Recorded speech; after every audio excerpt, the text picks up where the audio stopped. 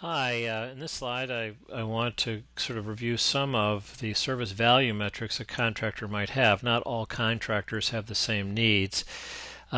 If a contractor is in a world where there are emergency needs 24/7, then to be able to call a number and get somebody to answer it and get somebody out there to solve the problem 24/7 would be a key service value metric. Um, all contractors will have some sense of timeliness in the sense that if a customer calls and says, I have a problem, I have a need, can you take care of it? And the answer is, well, yes, we can.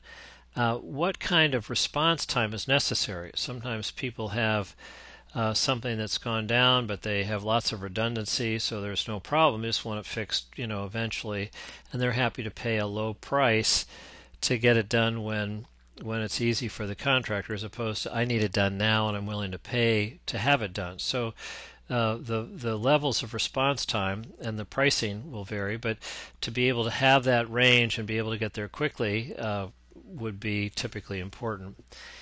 When a customer says, well, when can you get here? You'd say, well, our person will be there sometime on Monday, or sometime on Monday from 8 in the morning to noon, or from noon to 5 in the afternoon. Most customers don't want to have to hang around and be there forever just in case the guy shows up. So the smaller the window and the more guaranteed that can be, the happier the customer is going to be about the service. And it's one thing to say, I'll be there between 10 and noon. It's nothing to get there. So what percent of the time are you on time for the window you promised? Customers also, believe it or not, want somebody to come in and get the job done expeditiously as opposed to camping out in their premise and taking a long time and taking everything apart, then having to get in their van and go get some stuff and come back and so forth. They just don't like having strangers hanging around the premise for a long, long time trying to figure out how to get it done. So to be able to get in, solve the problem perfectly, cleanly, and quickly is important. So expeditious is important. When the contractor says, all right, the job is done, so here's how we are going to settle our accounts. If that's been predetermined and both sides know what's to be done, that's great. But if the contractor is expecting to be paid cash or a check right there, no trade credit, and the customer says, well, I don't have any, bill me and then I'll never pay you, that could be a problem. So how do we make sure that we don't have misunderstandings 100% of the time? Then you'd sort of say, well, gee, we need texts that are neat and clean and personable, etc. Because charm is important, and we want to look professional because that the perception is then they must be good and they can charge a high price, etc.